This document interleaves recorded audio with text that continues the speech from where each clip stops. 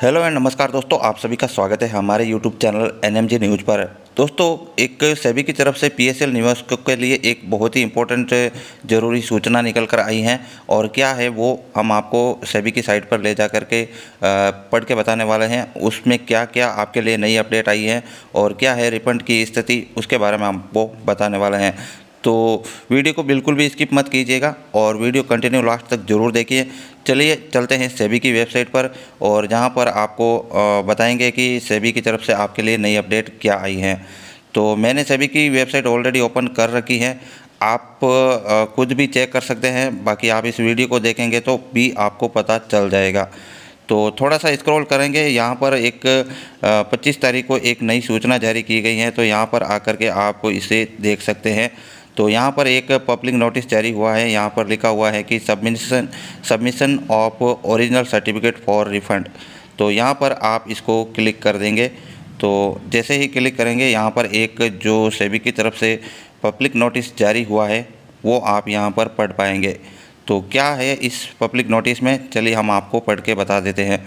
सबसे पहले आप इसकी डेट वगैरह चेक कर सकते हैं। ये 25 सितंबर यानी कल की डेट में ही ये जो है जारी हुआ है और लगभग अभी तक आप लोगों को शायद पता नहीं चला होगा, तो मैं आपको इसको पढ़ के पूरा सुना देता हूँ। फ़िलहाल यहाँ पर मेरे सामने इंग्लिश में है, मैं आपको हिंदी में सुना देता हूँ। तो दोस्तों, 25 सितंबर का जो पब्लिक नोटिस है मैंने डाउनलोड कर लिया है। यहाँ पर आप सब देख सकते हैं। धन वापसी हेतु मूल प्रमाण पत्र प्रस्तुत किए जाने के संबंध में ये पब्लिक नोटिस जारी हुआ है।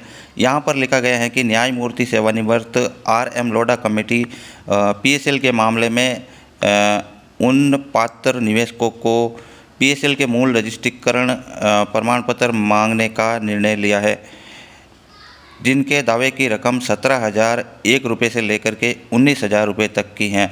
यानी पिछली बार जो 17,000 रुपये तक के रिफ़ंड किए गए हैं, उससे 2,000 रुपये बढ़ा करके 19,000 रुपये की राशि यहाँ पर कर दी गई है। और जिनके आवेदनों को सफलतापूर्वक जिनका सत्यापन हो चुका है और पात्र निवेशकों को एक एसएमएस के माध्यम से सूचना दी जाएगी। और वो कब दी जाएगी मैं आपको आगे चल के बताऊँगा, आप कंटिन्यू बने रहे।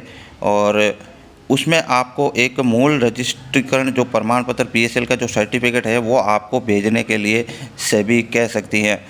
और इसके बाद जो सूचना है आपके लिए, जिन पीएसएल निवेशकों की ओर से समिति की ओर से एक संदेश एसएमएस प्राप्त होगा आपके रजिस्टर्ड नंबर पर, उनमें पीएसएल द्वारा जारी किए गए मूल प्रमाण पत्र प्रस्तुत करने के लिए आपको कहा जाएगा।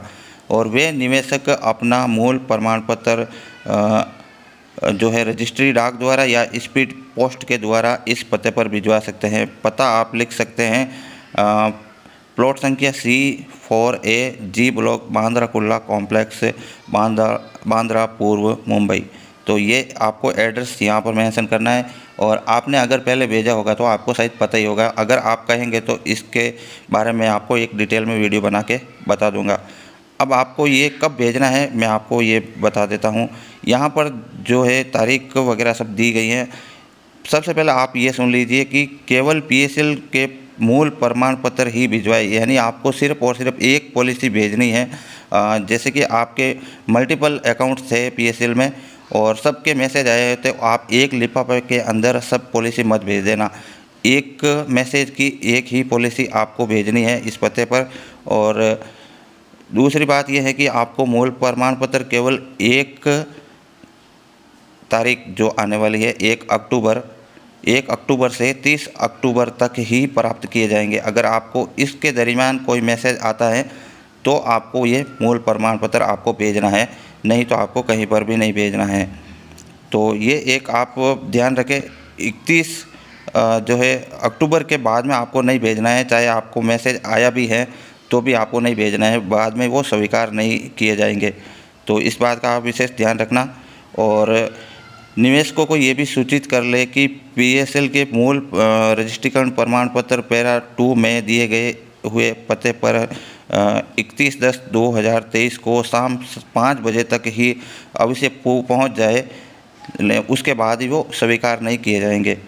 तो ये इम्पोर्टेंट जो है आप सभी के लिए सूचना निकल कर आई है सेबी की तरफ से। बाकी आप जानते ही है कि इसके अलावा कोई आपको बाद में भेजने का कहे या मल्टीपल पॉलिसी आपको एक साथ नहीं भेजनी है, ये सब बातें आपको ध्यान में रखनी है। पीएसएल का सर्टिफिकेट ही आपकी रकम है और जब तक वो आपके पास रहेगा उसके आप पूरे हकदार हैं। और अगर आप इधर उधर आप भेज देते हैं, अगर किसी अन्य पते पर भेज देते हैं तो आपके हाथ से वो निकल गया तो शायद आपका पैसा भी डूब सकता है। तो आई होप कि आपको ये जानकारी काफ़ी ज़्यादा पसंद आई होगी।